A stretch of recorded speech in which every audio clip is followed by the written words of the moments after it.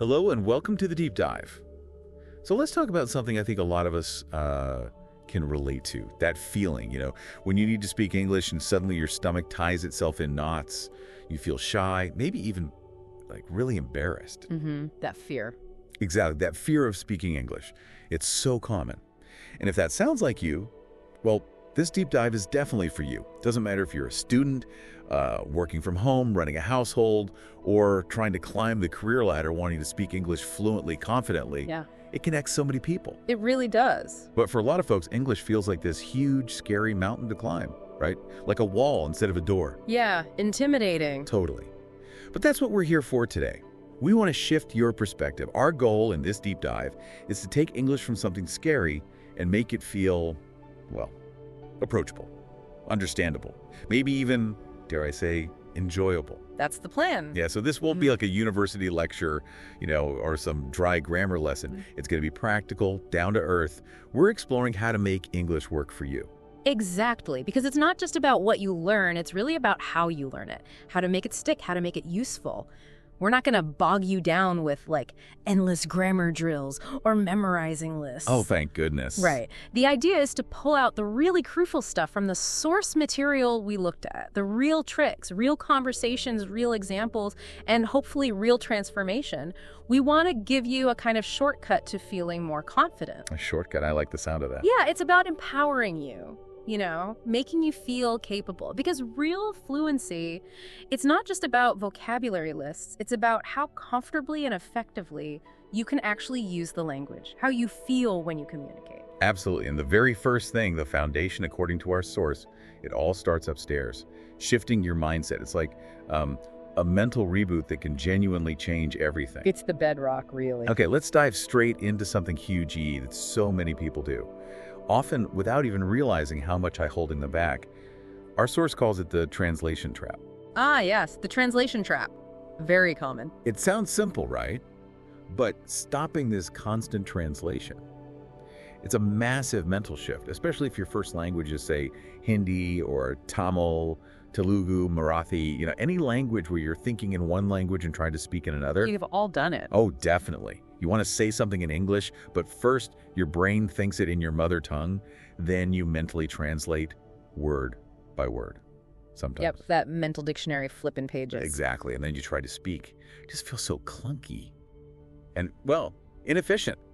It's not how language is supposed to work, is it? Not at all. And the source material really highlights why this direct translation habit is such a roadblock to fluency. Think about a language. Ideally, it's a direct link, concept to word. Right. Your brain should just connect chair with the thing you sit on, or hungry with that feeling, instantly.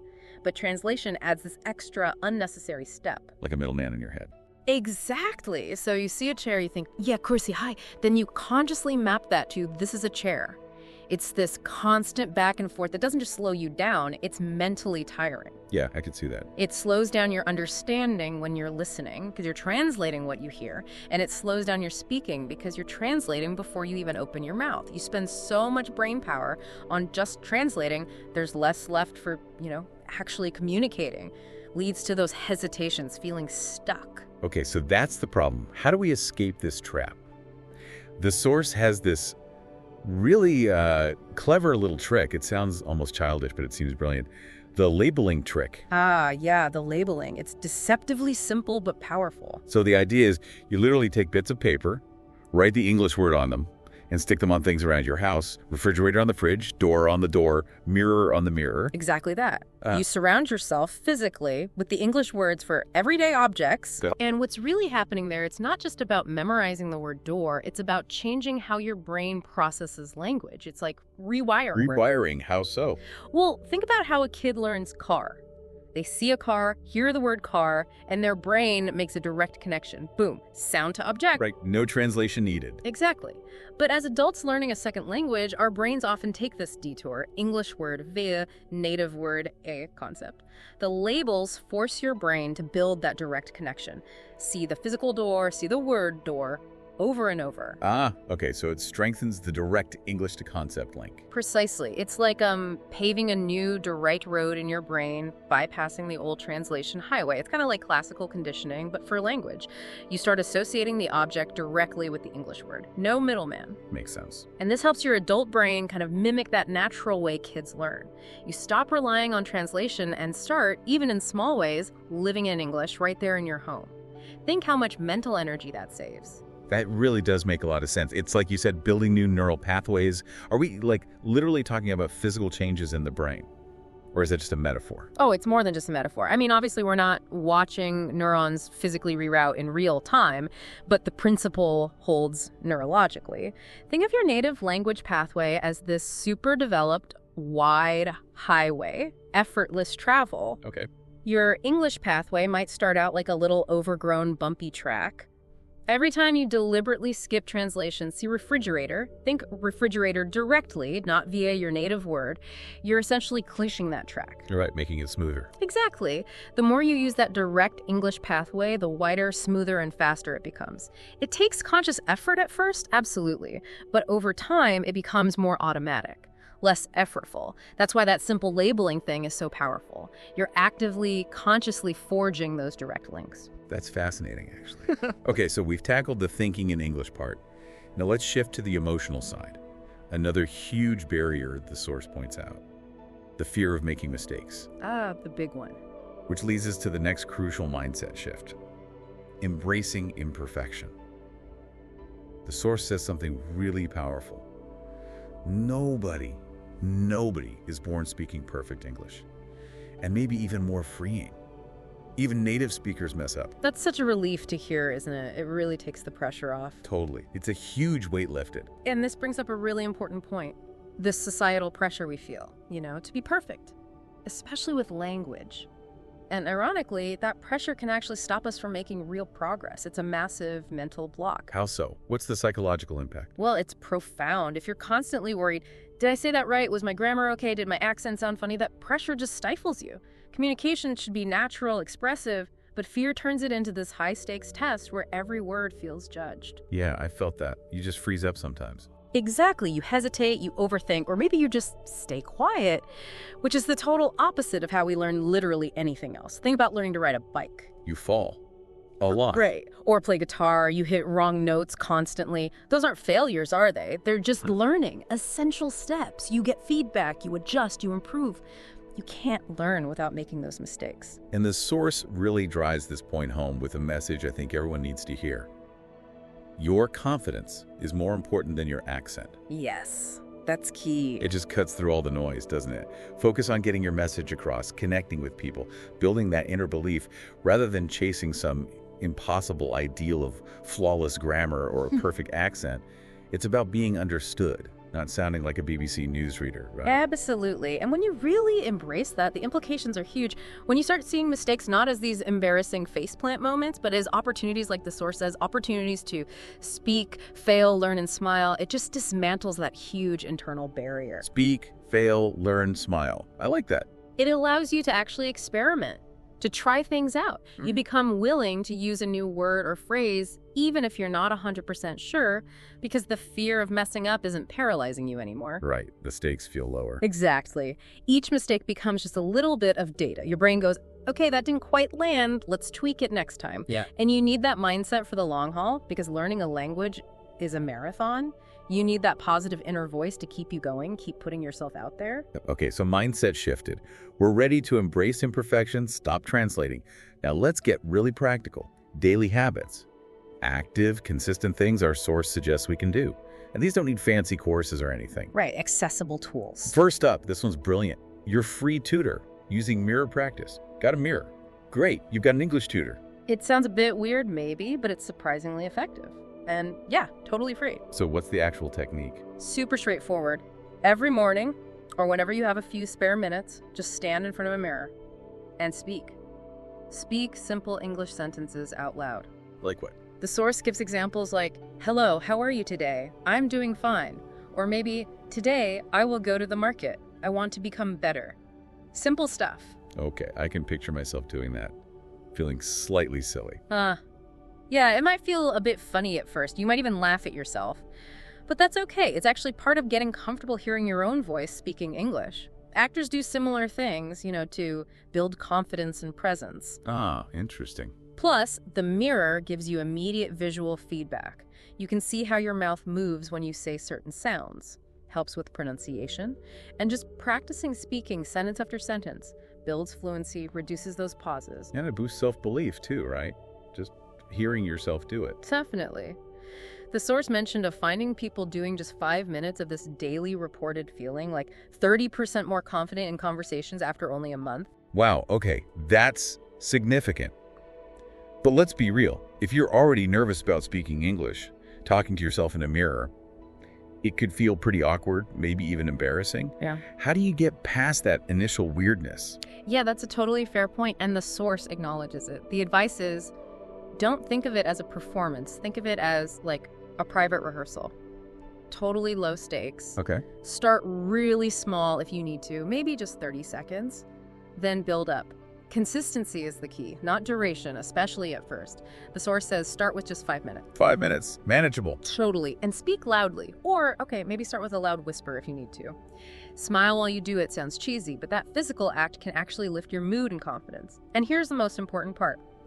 During this mirror time, consciously don't care about mistakes. Let go of the perfectionism. Exactly. This is your safe zone, your lab. Experiment, stumble, try again, get comfortable. The goal isn't perfect sentences right away. It's building the habit, building comfort with the sounds, the rhythm in your own voice, turning that awkwardness into routine. Okay, that makes sense. From talking to yourself, let's move to words. Building practical vocabulary. The source suggests the 5 words a day strategy. Yes, ditch the crazy idea of learning like 100 words a day. Which never works anyway, does it? Never. It's just overwhelming and unsustainable. Instead, focus on a really manageable number. Just 5. But, and this is key, 5 useful words daily. Useful being the operative word here. Absolutely. Not some obscure word you'll use once a year. Think practical. The source suggests words like hungry, tired, amazing, difficult, important. Yeah, words you'd actually use every day, probably. Right. Words for feelings, descriptions, basic needs. This approach stops you from feeling overwhelmed, which is often why people just give up. Practical words mean you can use them now, which helps them stick. Okay, so you learn 5 useful words, but how do you make sure they actually, stick? It's easy to learn a word and forget it by tomorrow. Ugh, you've hit the nail on the head. And the source gives us the crucial next step, the retention technique. Once you've got your 5 words for the day, you have to consciously use them throughout the day.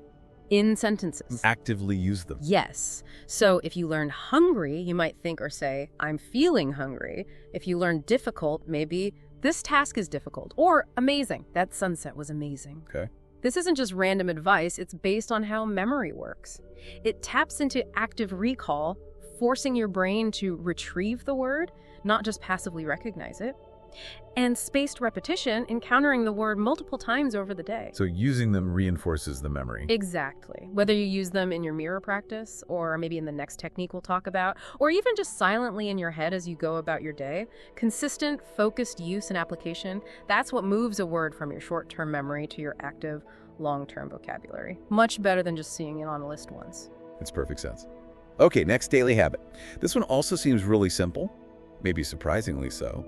Writing for structural mastery. Keeping a daily sentence journal. Right, just a simple notebook. And the task is, write just 3 simple sentences in English every night. That's it. Seems almost too basic. It does sound basic, but don't underestimate it. Its power is in the consistency and the process. The source gives examples like, today was a good day. I cooked food. I watched a movie.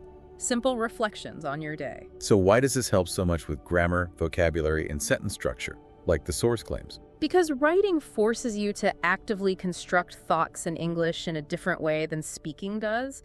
When you speak, especially if you're fluent, things can flow more automatically, or you can hesitate and correct in real time.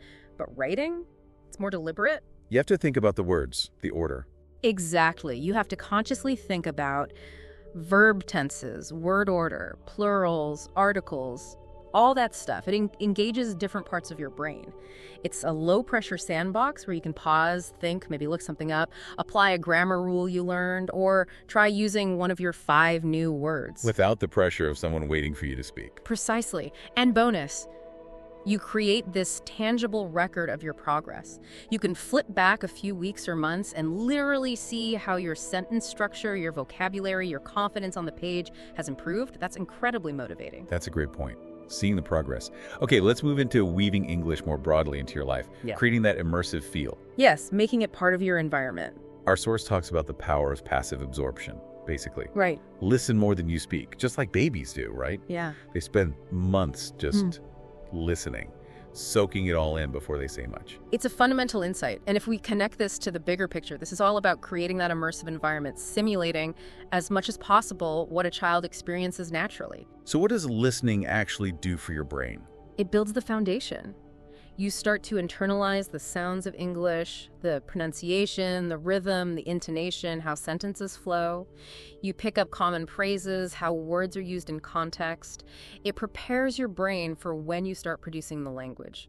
So what kind of listening does the source recommend? Just turn on the radio. It suggests being a bit more intentional. Things like English YouTube videos, especially ones with subtitles you can follow along with. Kids' stories in English, they often use simpler language and clear pronunciation. Right. Beginner English podcasts are great too. And even popular TV shows that you might enjoy anyway, like Friends, or maybe something simple like Peppa Pig if you have kids. But crucially, with the English subtitles on. Ah, subtitles are key. Yeah, they help connect the sounds you're hearing with the written words. But the main thing is active listening, even if it feels passive. Don't just let it be background noise. Try to pick out words, understand the gist. And the nice thing is, a lot of that can be enjoyable, right? You're watching a show you like anyway, or listening to something interesting. It integrates learning into your downtime. Exactly. It feels less like study, more like leisure.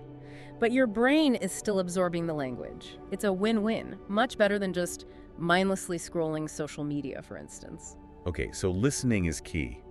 Building on that immersion idea, the source pushes us toward domestic immersion, actually integrating English into your home life. Yes, turning your home into a mini language lab. Which, as you said, overcomes that problem of where can I practice?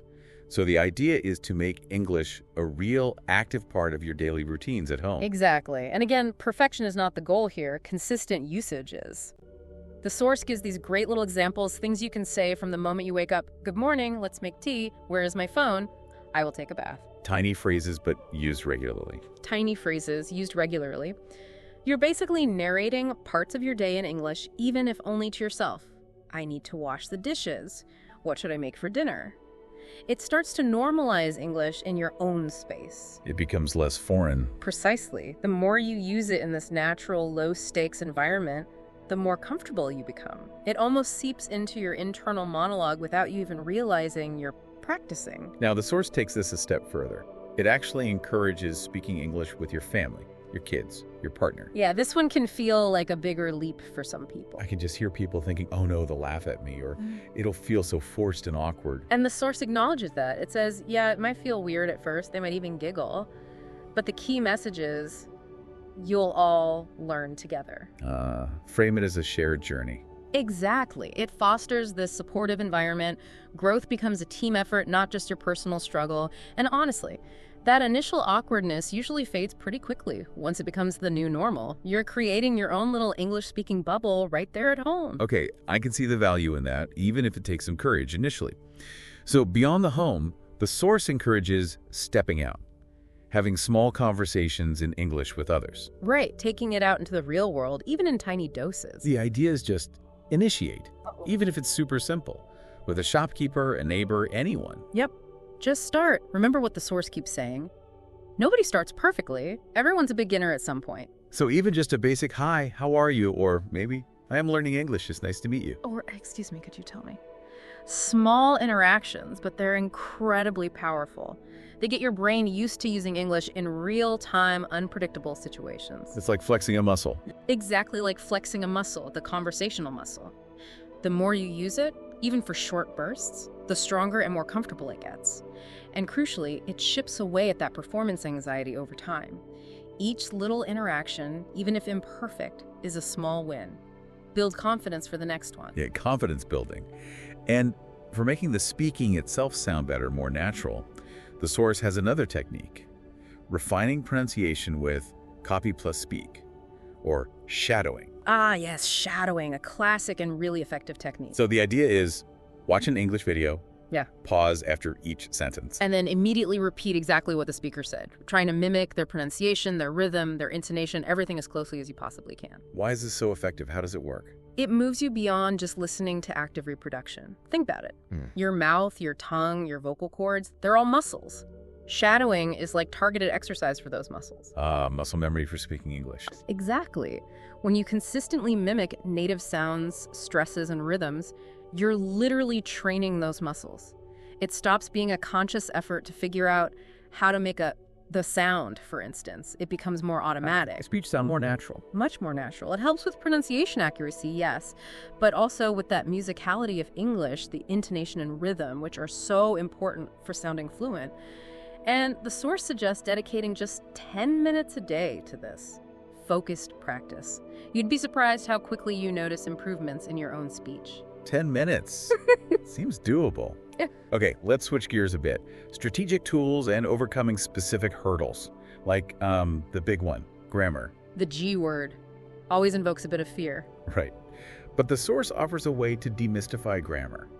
Tackle common mistakes, yes, but without making it this terrifying monster. And here's where it gets really interesting. Practical fixes for common errors. Yeah, it gives really clear, actionable examples, which is helpful. Things people trip up on all the time, like instead of saying, he go to school. Which is missing that third person's is. Right. The correct form is, he goes to school. Simple, but crucial. Or another common one, I didn't went there. Mixing the past tense did with the past tense went. Exactly. The auxiliary did already makes it past tense, so the main verb stays in its base form. I didn't go there. Or instead of, she do cooking every day, Wrong auxiliary verb. should be, she does cooking every day. These examples quickly highlight frequent errors with subject-verb agreement and auxiliary verbs like do and did. It explains the why, briefly, making it easier to grasp through examples rather than abstract rules. And the best part, the most relieving part for me, is the approach the source advises for learning grammar. Oh yeah, this is key. Don't try to swallow the entire grammar textbook at once. That's just overwhelming. Instead, learn just one grammar rule per week. One rule, that's it. Focus on that one rule. Understand it, practice it, use it, master it before moving on. It prevents that feeling of being totally swamped.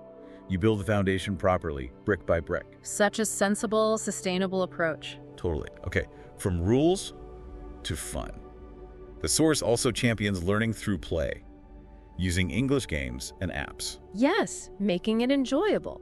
Because if it feels like a chore, you're less likely to stick with it, right? Absolutely. I know when I was trying to learn another language, the textbook stuff felt like homework, but then I found some fun apps, and suddenly I was actually wanting to practice. That makes all the difference. And the source mentions specific, popular, and often free apps you can just download. Things like Duolingo, Hello English, Cake App, even Google Word Coach. So easily accessible, no cost barrier for many of them. Right. And if we connect this to the bigger picture, this is really about using technology to keep yourself motivated and consistent. It turns learning into more of a game, a fun challenge. Yet a gamification effect. Exactly. These apps give you interactive practice, vocabulary, grammar, listening, all in this low-pressure, often game-like setting. You get points, badges, see your progress bar fill up. Little dopamine hits. Pretty much. It provides that immediate positive feedback that keeps you coming back for more. It makes learning feel less like work and more like, well, play. Okay, great tip. And finally, under strategic tools, the source highlights essential phrases, mastering real-life English expressions you can use right away. Yeah, this is about having a practical toolkit for immediate communication. So not just random sentences, but phrases that actually help you function in English, even if your vocabulary is still limited. Precisely. The source gives really good examples of these real useful phrases, things you genuinely need day to day, like, could you help me? Essential. I don't understand, which is so empowering to be able to say clearly. Instead of just nodding. Right. Or, please say it again. That's interesting. A simple way to show engagement. I'll try my best. Basic greetings like, how are you doing today? Or, nice to meet you. Asking for directions. Excuse me, where is? Simple politeness. Thank you very much. And even, I am learning English. That last one is great, sets expectations, often invites help. It really does. Knowing these phrases is about, as the source puts it, survival and shine. They let you navigate common situations, ask for help, express your needs, have basic interactions effectively. Even with limited grammar or vocab, these phrases give you a voice. And using them successfully, huge confidence booster for those real-world encounters. They're your immediate linguistic first aid kit. I love that. Linguistic first aid kit. Okay, as we start to wrap up this deep dive, the source shares something really personal and honestly quite moving, a personal journey of transformation. Yes, the speaker's own story. It's not just theory, it's proof that it's possible. So what does this story mean for someone listening right now who feels stuck, who maybe recognizes those same fears? It feels like real hope. It absolutely does. It offers such powerful validation because the speaker is incredibly open about their past fears. They talk about actively avoiding phone calls in English, that dread when the phone rang. Oh, I can imagine that. And how they'd only say yes or no just to hide their fear, pretending to understand because they lack the confidence to ask for clarification. Their heart pounding the whole time. Wow, very honest. Extremely. Yeah. And that vulnerability makes the struggle so relatable. It shows that even people who achieve fluency often start from a place of real, deep discomfort. The turning point for them was this stark realization, if I don't change, nothing changes. Taking responsibility. Exactly. Which led to this personal promise. I will speak English every single day, no matter what, even if it's just a little. And the improvement wasn't magic, it wasn't overnight, it was gradual, consistent as they put it. One word, one sentence, one video at a time. One step at a time. That's the message. This story just powerfully demonstrates that fluency isn't some magical gift.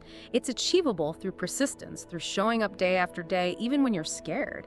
It validates your struggles and shows a clear path forward, paved by someone who's actually walked it. That's incredibly powerful. A story that I bet resonates with so many people listening. That feeling of being trapped by fear and the courage it takes to just take that first small step, then another. And that leads perfectly into the final empowering message from our source. You are enough. The main point here seems to be cutting through all the noise and pressure around language learning. Getting back to basics. Yeah. Reminding us that English isn't some innate talent you either have or you don't. It's a skill, like cooking or swimming or playing chess. And like any skill, the source says it develops with love, time, and practice. It's about demystifying it and dismantling those self-limiting beliefs that hold so many people back. The key takeaways are just so liberating. You don't need expensive coaching. Good news. You don't need to be perfect, not on day one, maybe not ever. The single most important thing, just start. Just begin. And this really raises that important question about those stories we tell ourselves, doesn't it? Oh, I'm just not good at languages. It's too late for me. It's too hard. This is a pertinent reminder that often the biggest wall isn't the language itself, it's the one we build in our own minds. The internal barrier. Exactly. So the source ends with this really actionable encouragement. Engage with what you learned today. Watch this again, maybe. Write down a key takeaway. Speak that takeaway out loud. And do it with a smile. It closes with this beautiful expression of belief in your potential, the listener's potential, promising that one day you will believe in yourself. It's a really empowering full circle message. It really is. So after this deep dive into our source material, the message seems crystal clear. English. It's a skill you can absolutely conquer. The road to fluency isn't some secret, complicated map. It's paved with simple, consistent, and crucially, fearless practice. Or at least practice despite the fear. Good point. Practice despite the fear. We've unpacked so many practical, doable tips today, from the mental shifts like stopping translation and embracing mistakes, to daily habits like mirror work, the 5 words, the sentence journal, listening, using games. It really shows how accessible this journey can be, no matter your starting point. And perhaps a final thought to leave you with, building on all this. Consider how these small, steady, consistent efforts, this one word, one sentence, one video at a time, approach how that same principle could apply to other areas of your life. What other skill, what other goal could benefit from that kind of incremental, persistent, mindful effort? The power of just showing up consistently in language or anything else, it can lead to pretty profound transformations over time. That's a fantastic thought, the compounding effect of small, consistent actions. Brilliant.